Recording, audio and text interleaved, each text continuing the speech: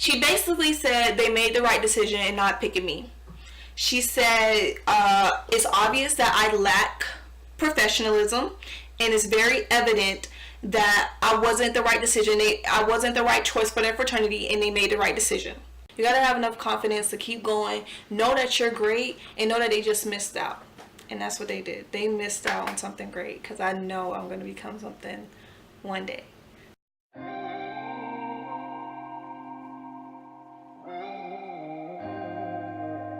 Hey, what's up? It's your girl Janae, and I'm here coming to you now with another video. And this video is just going to be a story time of when I rushed or tried out. I don't know what the name is, but when I rushed or tried out for a certain co-ed fraternity and how the experience didn't go so well. Now, I'm not bashing fraternities, I'm not bashing sororities, but this is just my perspective of this certain experience that occurred. So I hope you like this video. I hope you can relate to it in some type of way. I hope you can align with my experiences with yours. So I hope you just enjoy this video. Let's get started. Just a disclaimer, I am not trying to bash against this fraternity sorority thing. I'm not trying to bash this certain one. I'm not going to say the name as of yet. I don't want to get in trouble. But this is just my experiences. This is just one of the first situations that I experienced. I feel like I was stereotyped. I feel like I was discriminated against a little bit because I am a minority and I do go to a predominantly white university. It's diverse, but it's still predominantly white. Just a disclaimer, I love what fraternities and sororities represent. They represent brotherhood, sisterhood, kinship. I love what that represents because I have a lot of sisters. I have my twin, and I really value that. So no bash, I like them, but this is just my experience. Okay, so this happened on my junior year of college. Right now, I'm sorry if I'm squinting, I don't have in my contacts, but right now I'm a senior. But this happened last year, like last spring, which was like this year, but last school spring, in the academic year. And this was my junior year. And I had first tried out for this fraternity. It's like a co-ed fraternity, so male and women's. That's why they call it fraternity, I guess. I had first tried out for it in fall. Now, the reason why it took me so long to try out for clubs and stuff. See, in school, when I first began school, I wasn't focused on clubs. I wasn't focused on fraternities, sororities, because I watched Lifetime, and them things looked like I was gonna fight somebody. But I wasn't focused on that. Like, I was focused on my academics, and I was focused on working. I felt like that was like the most important part of college, is getting good grades, going to class, and then I also got a job as well. I work at Universal, so that's what I was focused on. But the real tea is recruiters, people that are hiring for jobs, they love when you're involved. So my mentor told me, okay, Janae, maybe you should get more involved. I was just like, okay. I'm like, okay, let me go out to a fraternity or sorority, let me get some friends, because I didn't really have many friends either. I was just focused on school and work. So I thought this would be a great opportunity to volunteer, get involved into my campus, and just, make friends and just be a part of something great. So I first tried out in fall, and with the whole rushing situation, you just go to different things during the week, different activities during the week. A lecture one day of a professional, or it's a meet and greet, or a Q&A, or a game night. It's just different activities during the week where you meet the brothers, and then at the end of like 2 weeks or 1 week, they do an initiation and they pick who they want to be in their fraternity / sorority. So for the first fall, when I first went, it was all fine. I went to some of the events. I went to like a Q&A. I went to like a fast interview, and I feel like I made a really good impression. And I got to the last step, the last initiation, where they pick the top 50 and then you do like an interview. And I got to that last one. I was one of the top 50, which was great. Now, the reason I didn't get into the certain fraternity the first time was because my interview, they scheduled the interview after a hurricane. Basically, after the hurricane, I had forgot about the whole interview. I didn't know they were still doing it because the campus was closed, I thought. And I didn't go to the interview, so I didn't get in. So I was just like, okay, Janae, whatever. Like I feel like it was my fault, but I feel like these heifers still had a freaking interview after a freaking hurricane. Our lights wasn't even back on, so of course I wasn't going to go. So that was fall. So then spring rolls around, and I'm just like, you know what, Janae, let me just try again for this certain fraternity again. Let me just go again. Let me just do what I gotta do, and let me not just be a quitter, because you know I almost made it the first time and I feel like I made a good impression. So let me try this fraternity again. And the fraternity that I'm talking about, it's a business fraternity. It's one of the only business fraternities at our university, and it's just exclusive to business majors, unlike the other business fraternity that was exclusive to all majors. And also they had a higher GPA requirement, which was a 3.0, unlike the other business fraternity, which was like a 2.5. So I felt like this one was a little bit more prestigious, and I'm like, okay, I could get in it, because I was a 3.5. I was dean's list. I've done community service. I've done quite a good amount of stuff to where I feel like I was qualified enough to be picked for this fraternity. So I'm like, okay, let me just try to get into the harder one, because I always want to be challenged, and I felt like, okay, this is just a little bit harder to get into. I tried out for spring, and I went to the first recruitment events, and it was another speed interview. One was like a speaker, a professional speaker, and I went to like 3, which was good. And I made it into the top 50 again. Now let me talk about these certain events. So I went to the speed interviews. That was like one of the first events. I love the speed interviews, because like you get to talk to like 50 brothers, and you get to tell them about yourself.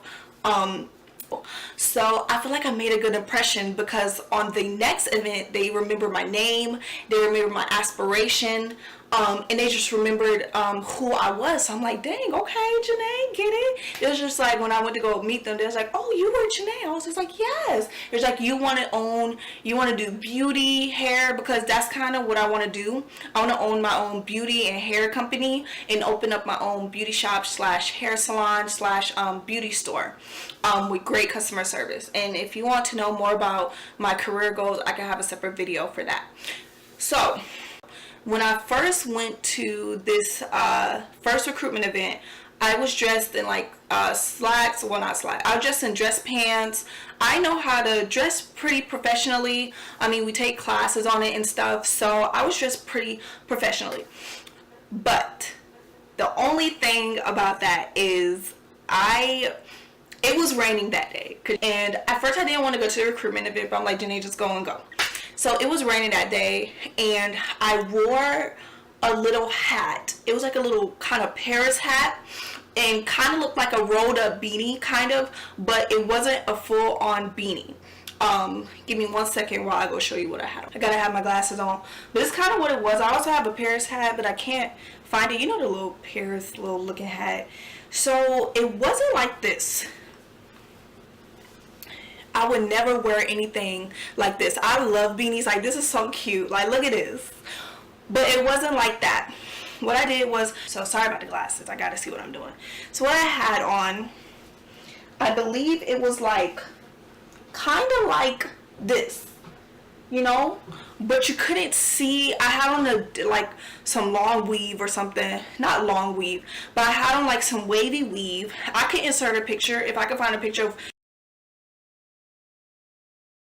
kind of the outfits I had on, I will. But it was kind of like this, to where you could see my general face, but you couldn't see the hat unless you were standing behind me and were tall. So that was like the first thing, and that was what I wore to the first recruitment event ever. That was like in the beginning of the week, and that was one of the things I wore. I never wore that hat again. Nobody ever said anything about that hat ever. But just keep that in note. I always walk into a room confident, I be myself. I can't be nobody else but myself. And I got compliments on my posture, on what I've done, on my grade. I would exemplify how I was dean's list, how I loved school, loved being educated, and I would just present myself, I felt, in a professional manner. See, the thing about me, I always try to be real, and I always try to be Janae. Now, at times when you from the hood, when you from, you know, your pronunciation of some words can be a little, you know, off.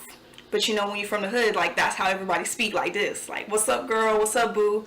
Like, that's how everybody speak. But when I know I'm in a more professional setting, I know how to turn it off. I know how to modify it and still be myself. I tried to make my last impression. I was laughing. I was just having so much fun. I was just like, dang, Lord, this is what I've been looking for. This is what I was missing, because all through college, I felt like I was missing something. I didn't have friends. I was working, making great grades, no C's, A's, and B's. But I'm like, there's something missing. And I'm like, dang, I found it. Like, I finally found it. That's what I thought. We finally get the email if you got in or not. And I got the email like the next week. And I was so excited. I got the email the next week. And it turns out I didn't get in. And disclaimer, y'all, this is not the first time I didn't get into something. If you watch my other video about not getting into my dream school, I was devastated, but I didn't blame the university. I talked about how I was depressed, and I talked about how I thrived through that situation. I didn't blame that. I didn't blame it on my color. I didn't blame that they were being discriminating against me. They were being stereotypical. I never blame my failures on me being a minority, me being an African American woman. I've never blamed it on that. I usually feel that, okay, maybe somebody was better than me. Maybe I didn't try hard enough. Maybe I should have got involved in this. Maybe I should have been a freaking alumni. I've always wanted feedback on how to be the best. And I feel like I take feedback pretty well as long as the feedback is productive and constructive criticism. So they say, if you wanted any further feedback, call this number. And I wasn't even crying. I wasn't sad. So what I thought initially, I'm like, okay, there were more people more involved than me. Probably clubs, like president of clubs, all this, that, like that. Probably people were just, more involved, because I feel like that's where I lacked. So I called the number and I talked to the president. Mind you, the president wasn't even there. He never met me. He wasn't there for the whole recruitment week. I guess he was out doing something for the club or something out of the state. He was never there. So when I called him, to me, he seemed a little bit out of tune with things. He seemed very flustered. Anyway, let me just tell you how it went. So I called him and I was just like, yeah. He was just like, oh, you want to know more feedback? The wind was blowing and stuff on the phone. Shh. I was like, yeah. Can I just get more feedback? He was just like,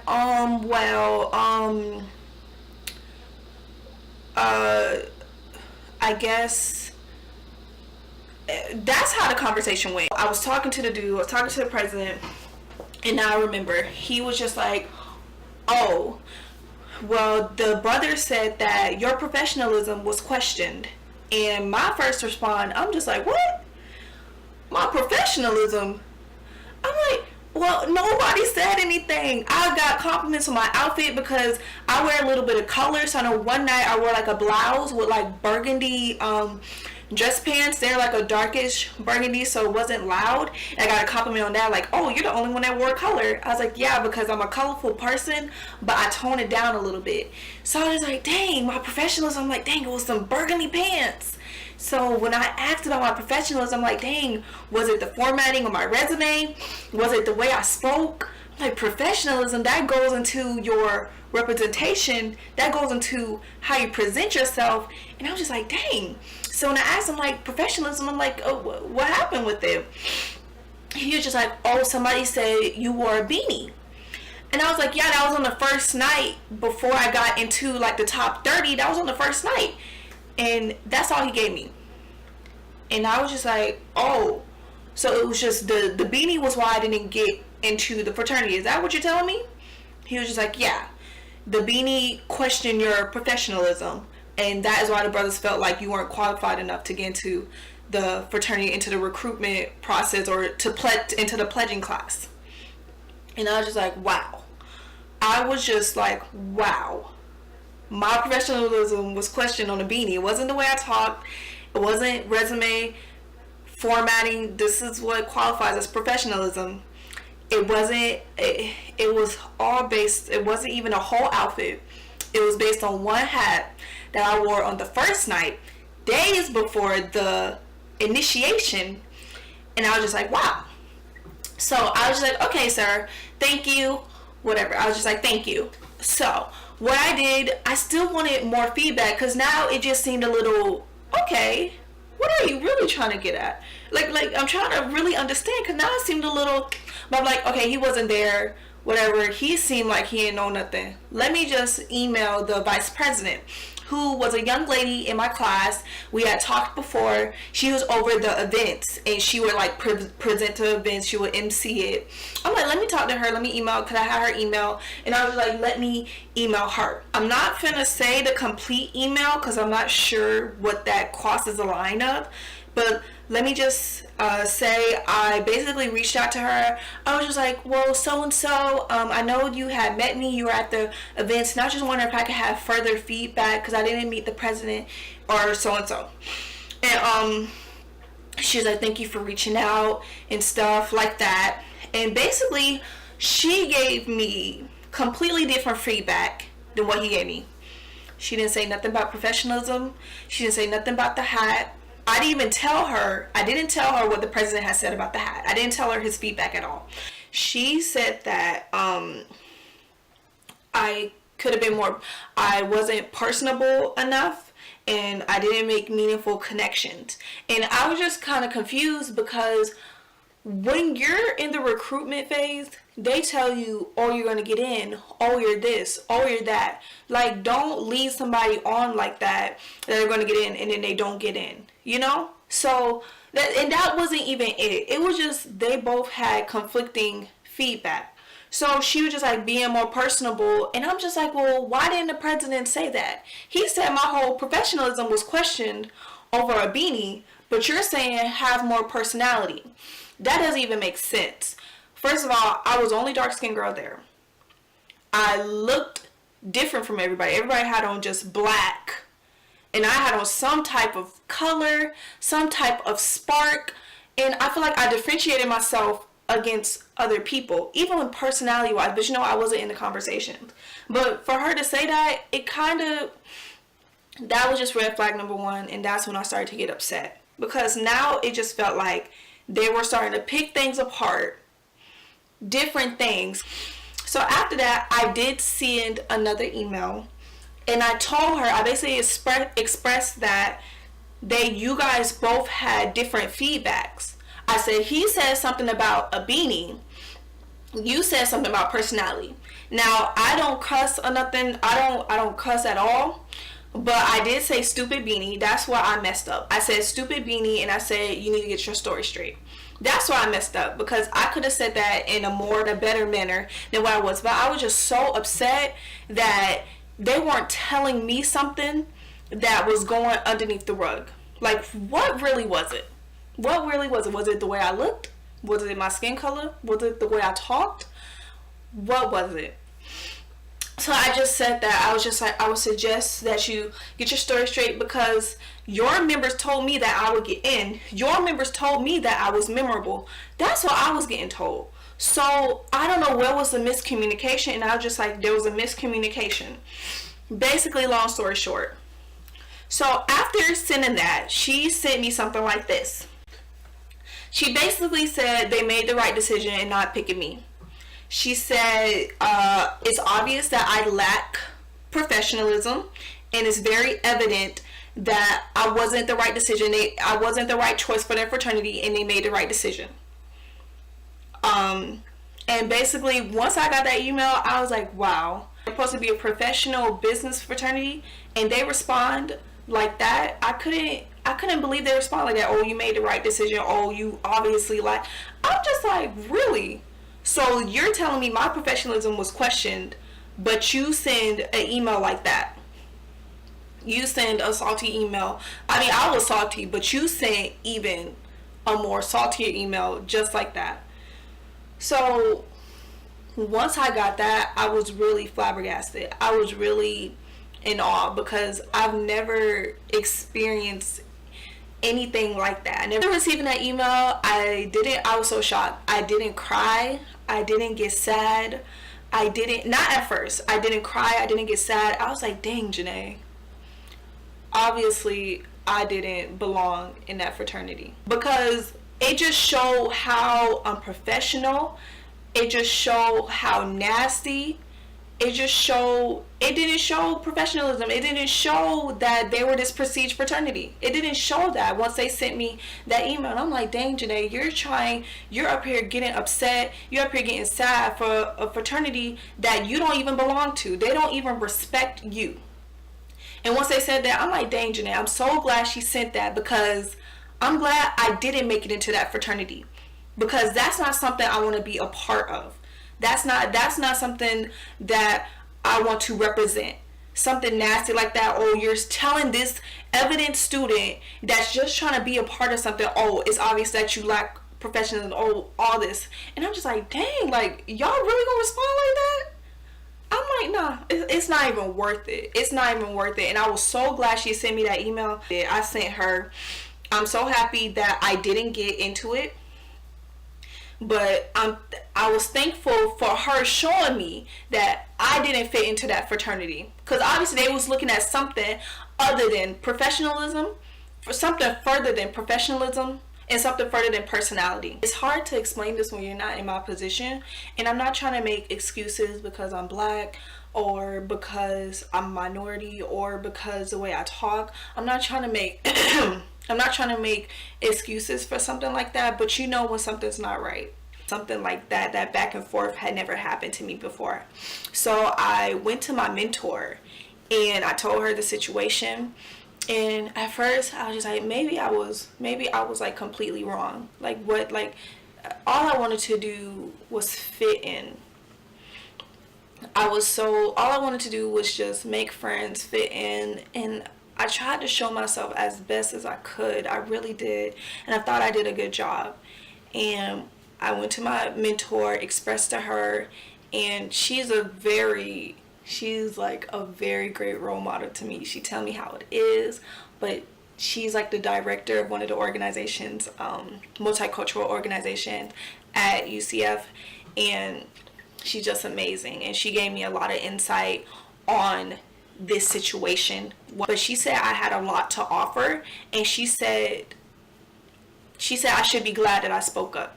And you know what? My learning experience from this is I'm so glad that I spoke up and I defended myself in the situation, because sometimes stereotypical people, discrimination, racism, it still goes on, and you should always stick up for yourself. Now, do I feel like I was stereotyped? I do, but I would never know what went on in that conversation when they were picking recruitments. Maybe I'm just dreaming about the whole thing. Maybe I'm wrong. Maybe at times you may be wrong. You just never know. But when you feel like something isn't right, you should always stick up for what you believed in.